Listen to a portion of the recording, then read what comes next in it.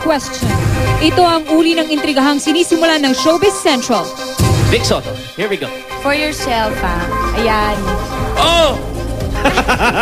Isang sikretong tanong. Okay, I'll think about it. Give us a chance. Read the question to yourself. Isang pagkakataong pumili. Killer question, seal it or reveal it? Reveal. Reveal! Tapang talaga, tapang. Seal. Manahimik na lang. Okay, seal. Thank you. O reveal para matapos na ang mga issue. Sige na, Ngayong hapon, ang pinakahuling bibigyan ng pagkakataong piliin kung paano haharapin ang kontrobersya, drama princess Chris Bernal. Mula sa mga intriga ng mga relasyong naudlot at nasulot, nauwi sa hiwalayan at nagbabadya ng balikan. Halos lahat. Pero may isang tanong na ngayon lang may mga ngahas na itanong. Seal or reveal kaya?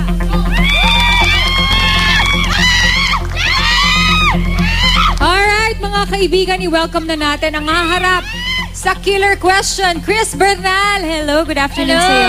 Magandang hapon po sa inyong lahat. Hello.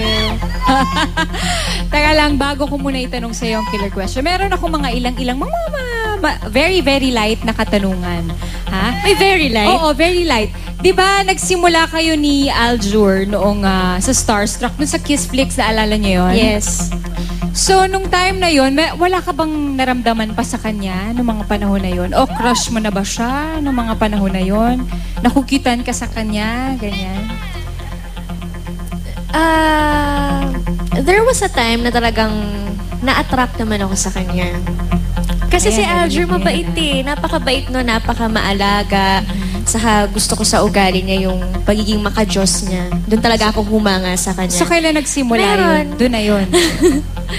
Nagkaroon ng time na nagustuhan ko siya. Pero pag iniisip kasi namin ni Aljur na pupunta kami sa isang relasyon, baka mahirapan kami. Kaya friends na lang tayo. Napag-usapan naman namin yun eh. Bakit naman kayo mahihirapan? Mahirap kasi naranasan na rin kasi namin yung nag-aaway kami sa set. Ah, talaga? Oo, syempre may mga tampuhan din kami, ganun.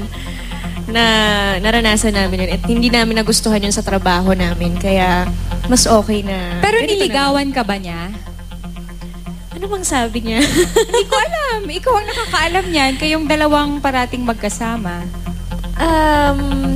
Sabi niya, nung Starstruck, nagparamdam daw siya noon. Pero ayoko naman manggaling sa akin. Kaya yun. So, teka, niligawan? Si Aljur, tawagin natin. Niligawan ka ba niya o hindi? Oo daw. So, oo. Okay. Pwede. Pero diba, nagkaroon ng time na nagkahiwalay kayo. Nagkahiwalay kayo ni Aljur.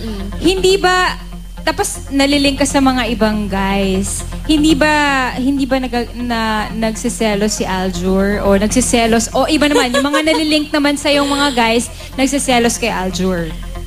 Ito si Aljur, nagsiselos talaga. Talaga? Kahit na hindi na kayo magkasama sa soap? Oo, lahat tatanungin niya sa akin. Oo, lahat talaga.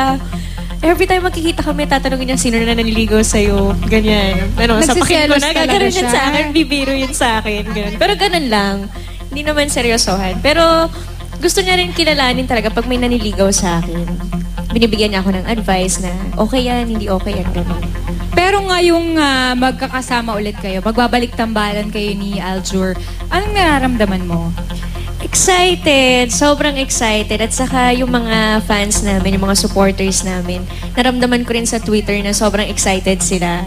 At saka kasi yung maganda yung project eh. Talagang alam kong paghahandaan po talaga ng network para sa comeback namin ni Aljur. Na-miss mo siya?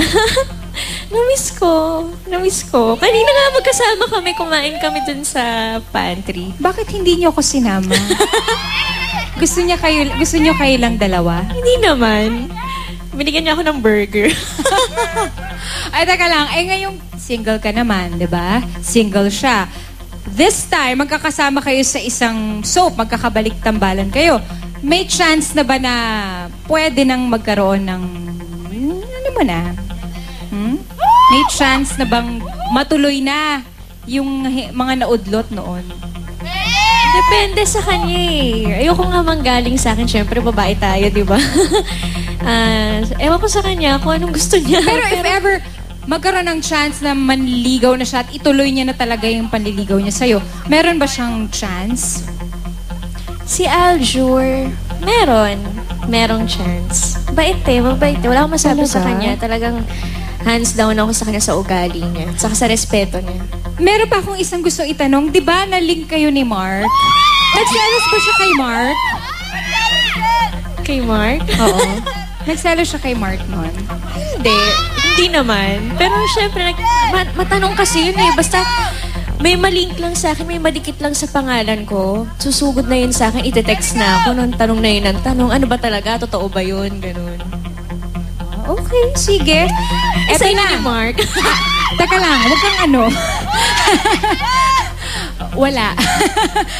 Taka lang. Ito na yung oras na pinakahihintay ng iyong mga fans na nanonood ngayon. Ito na ang pagkakataon na bubuksan mo na ang killer question. So, kailangan mong pumunta doon sa box.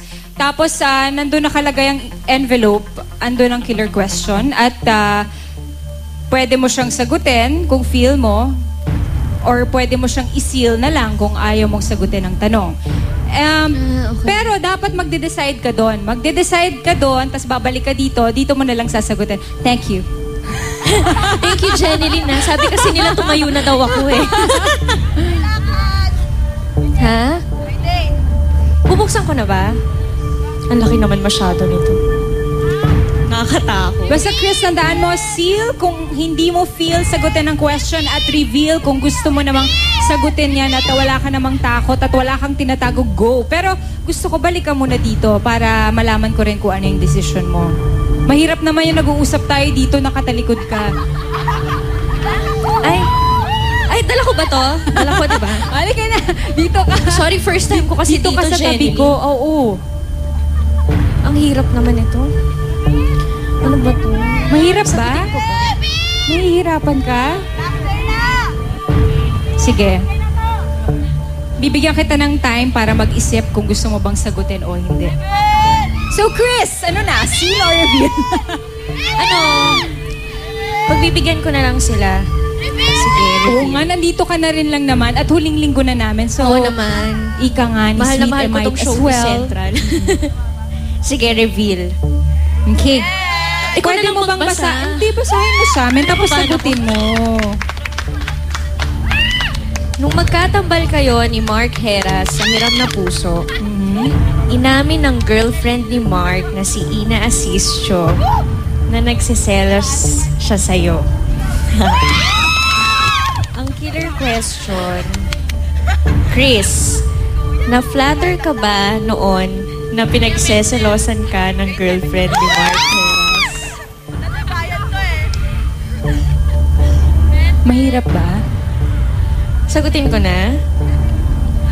Yes. Bakit? May chance ka naman magpaliwanag. Joke lang. Hindi, yes. Hindi naman. Wala. Sa totoo naman, wala naman talaga yung sa amin ni Mark. Wala talaga yun. As in, magkatrabaho lang talaga kami. At saka ayoko magkaroon ng differences sa amin kasi sa totoo lang, napakabait ni Ina, ang bait ni Mark. Mahal ko sila pareho bilang kaibigan ko. Pero nakaka-flatter kasi wala lang. Pero kinausap ka ba ni Ina? Wala lang. Nagkausap ba kayong dalawa tungkol doon? Nag-usap kami ni Ina kasi may time na, yun nga, si Mark kasi yung mga nagbibigay siya ng kung anong pasabog niya sa buhay. Bakit kanya ako nga, yung mga ka-love team ko, hindi naman ako binibigyan. Eto Hindi, naman wala si Mark, lang yun. bakit naman nagbibigay sa'yo ng mga ganyan? Siguro, thoughtful ba si Mark? Hindi rin. Hindi din. Hindi, wala lang yun. Ano lang yun. Hindi, kasi may okasyon naman nun. Birthday ko naman nun. Kaya nagbigay siya. Tsaka, nung time na yun, nagda-diet din ako. So, wala, naisipan lang niya. Ganun. So may rason naman kasi pala. sa set nun eh. Naasa na lang po kasi kami sa set nun ng Hiram na Puso. Kaya siguro nadala sa tukso si Mark nung mga staff namin. Nagbigay ng ganun. Pero wala talaga. Tsaka ayoko na kasi si Ina bait-bait sa akin eh. Totoo Kinausap yan. ko nga si Ina. Ina, wala yun. Yun. So, mas mabuti na yung maliwanag, di ba? Opo. Okay. At least wala talagang kahit ano. Maraming salamat sa iyo, Chris. Napakatapang mong Thank you. sinagot yung killer question na yan.